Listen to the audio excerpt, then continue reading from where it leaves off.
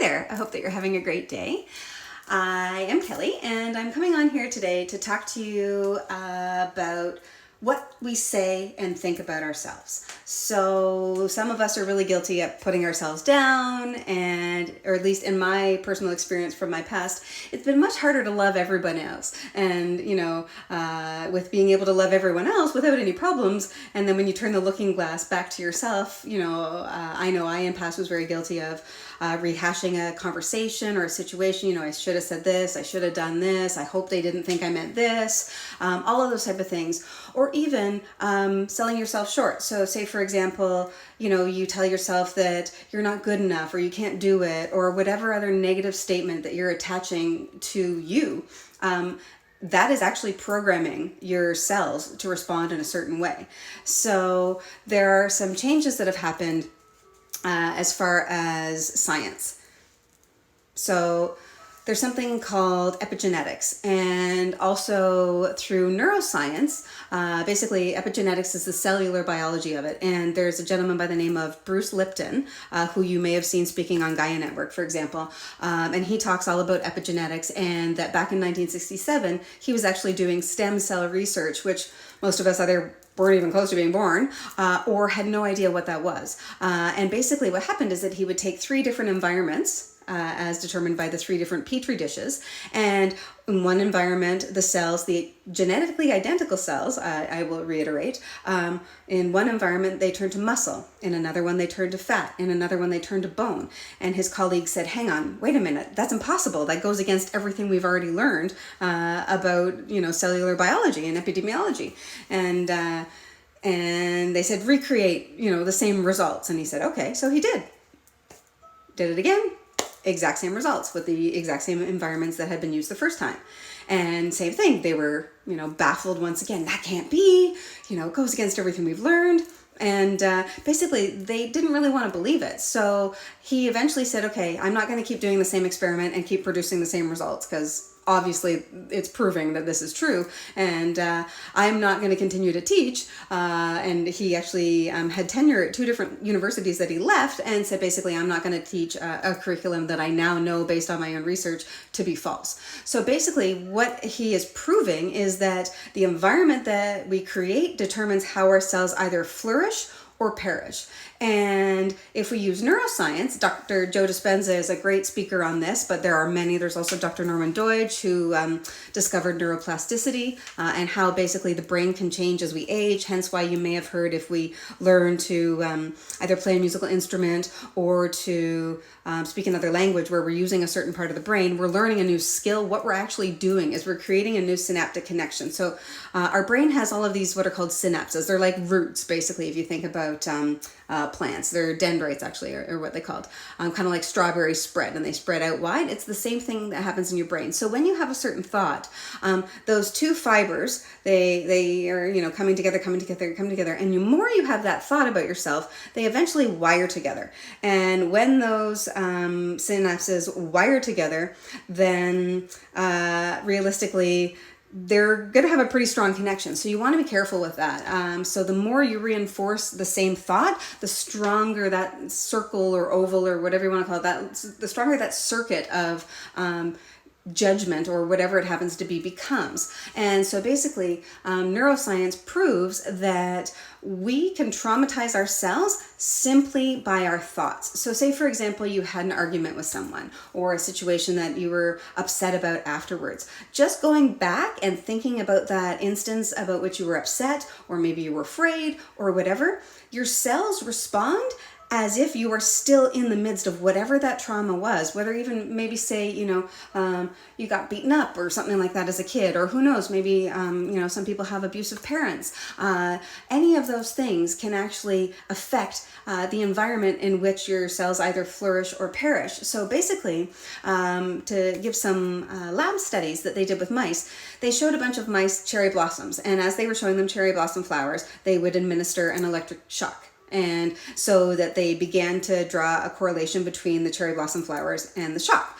And so basically, over time, they stopped shocking the animals, and they just showed them only the flowers. And even though they weren't physically receiving the shock, their cells were still responding when they saw that cherry blossom like they were actually being electrocuted. So that gives you kind of an idea of how your cells respond. So if your cells don't know that you're not in the midst of trauma, because they can't tell the difference, all they know is what you're feeling, and that is what dictates for them how they respond. So what Dr. Joe Dispenza talks about is that if we say bad things about ourselves, if we think bad things about ourselves, that's the environment that we're creating. So if you're always having someone, could be yourself, telling yourself you're not good enough, you're not smart enough, you can't do that, you're not, talented enough, whatever other limiting belief that you're placing upon yourself, I'm just going to ask you to take a moment to recognize that you are the one placing that limiting belief upon yourself, and your cells are going to respond based on the limitations that you're providing. So realistically, the only limitations are those that you impose upon yourself. So if you want to program your biocomputer with a well-functioning program, then you want to have self-love, self-acceptance, and compassion. So many of us have compassion for others, but when it comes to ourselves, it's significantly lacking. So having said that, if you create an environment of compassion, telling yourself things in your head that, hey, I'm a good person, I'm kind, I'm compassionate, I care about others, I think about others, I try and do my best, or, whatever the case may be, the more you tell yourself those thoughts, that's the environment that you're creating. So that's actually really important to try and figure out, what type of environment you're creating. And much like any skill, it takes time, right? It's not going to happen overnight. It's going to take practice. But the biggest piece is awareness. So as long as you can recognize that, hey, oops, I just said that. And I mean, I've been on this path for a number of years now, and I still, catch myself. And the point is that I'm catching myself. And when I do catch myself in a statement, and I'll think, oh, hang on, cancel, clear, release. I didn't mean that. And using the word if is a big thing with manifestations, because if you say if, then it implies that it's not going to happen. Whereas giving thanks for something happening already infers that it has happened, or you have the capacity for it to happen, which is the same thing of how you feel about yourself and what you tell yourself about yourself. So basically, if you give yourself bad programming, it's like infecting your body with a malware virus, just like you would a computer. You wouldn't plug your, USB into someone else's laptop who you don't know, because you could potentially get who knows what, right? So the same thing is true of our bodies. If we allow those thoughts, those ideas that are negative to pervade our mind and our soul, then that's what we're going to believe about ourselves, and that's what we're going to become. So please remember that what you say about yourself, how you feel about yourself, it matters. And just to go back to the lab studies done with rodents, if it weren't bad enough or interesting enough that the cells still acted as if they were being electrocuted, even though they weren't, if that weren't interesting enough, check this out. So the offspring, the children of those rodents and the grandchildren of those rodents, without ever receiving a single shock, not once, only being shown the cherry blossom flowers, their cells behaved as if they were being electrocuted, having never been shocked, not even once, by the scientists performing these tests. So just think about that for a minute. So if we think about our parents, our grandparents, all of our ancestral line, and anything, especially with wars and all that kind of stuff, all of that trauma that's passed down from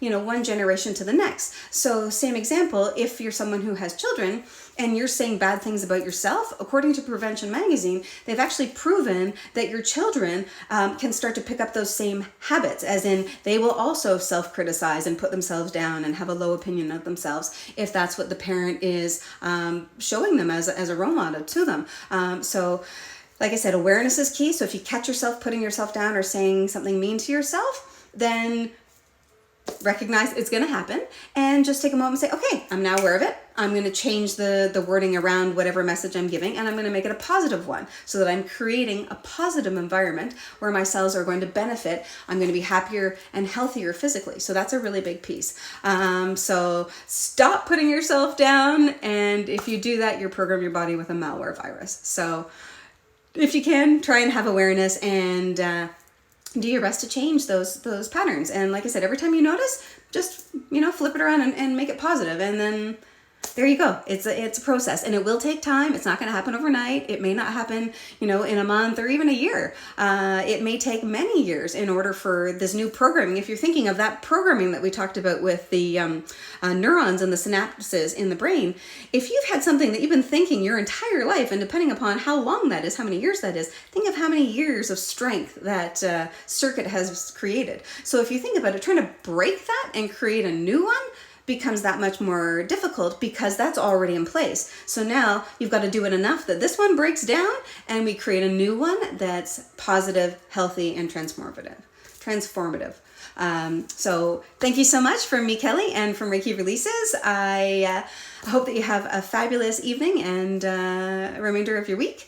And ultimately, I'm available for questions. You can send me a direct message or an email to ask about. You're welcome to follow me at Reiki Releases on Instagram or Reiki Releases on Facebook.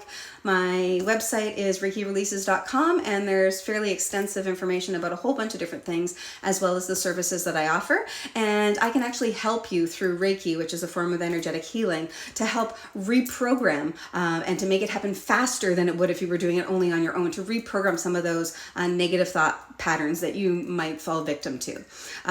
So like I said, send me an instant message or an email or what have you, and I'd be happy to answer your questions. I'm also available for virtual sessions, and they can go through like this and you will still receive the healing energy. Believe me, it might sound counterintuitive, but it's entirely possible. And when there are two people manifesting something together at once, it amplifies the outcome of it. And to use an example, I had a client before we were in the state of emergency, or in the most recent state of emergency anyway, who was speaking about her boyfriend, and she was manifesting for her boyfriend who had a job interview and was wanting the job interview to go well. Well, we were both manifesting that everything would go well for him. He would get this great job, so on and so forth. And guess what? He didn't even have the interview. He went for the interview and they basically gave him the job because of all of the energy that was manifesting out there. So it's the placebo versus the nocebo. So most of you have probably heard what the placebo is, which is in pharmaceutical tests where they're testing a new drug, they'll have a group of people, two groups of people. One is the placebo group, where they're given basically a sugar pill that has no pharmaceutical ingredients. And then the other one is the actual pharmaceutical pill. And in almost all placebo tests, it scores equally as effective, and in most cases more effective than the actual pharmaceutical drug itself. So what that's saying is what you believe is going to happen is going to happen. So that's the positive part of it, generally speaking, the placebo. But the nocebo, which I had only heard about a couple of years ago, so the nocebo is the negative version of that. So for example, if you think that you're going to have a lousy week, guess what? You'll bring that about. If you think you're, going to get sick or whatever, then that's going to happen too. So we have to be careful what we think, because what we think is going to happen is what actually happens in our reality. It's all part of basically quantum entanglement and quantum science. So I won't get into that on this episode, but basically just there are a whole bunch of different factors. So being cognizant of what you say all the time. And as soon as you notice yourself saying something negative, immediately, as soon as you notice, changing it to a positive statement. So like I said, the placebo versus the nocebo, it doesn't matter what you're focusing on. Basically, just like Einstein said, the universe doesn't know the difference between what you're afraid of happening and what you'd like to happen. So one of the biggest problems is that people focus on what they're afraid of happening, and that's what they bring about. But instead, what I encourage you to do, if you can, is to think about what you would like to see happen. And even think about it as if it's already happened, and giving thanks for having it happen to you.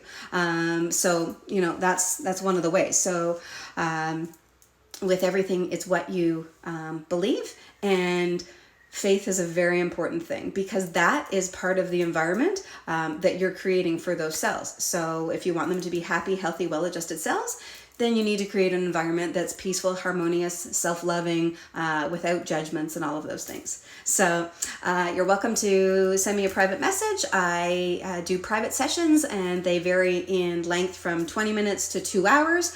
And they vary in price from 30 minutes to, $30, to $160 during my current COVID cuts, pricing cutback.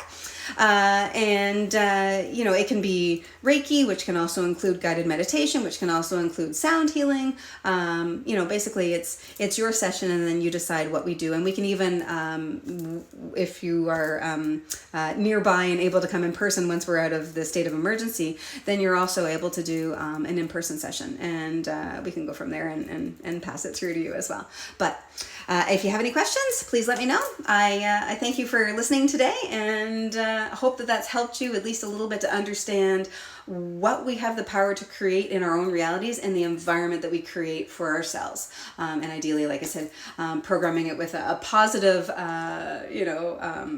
program, as opposed to a malware virus. We don't want a malware virus. We want our bodies to function well.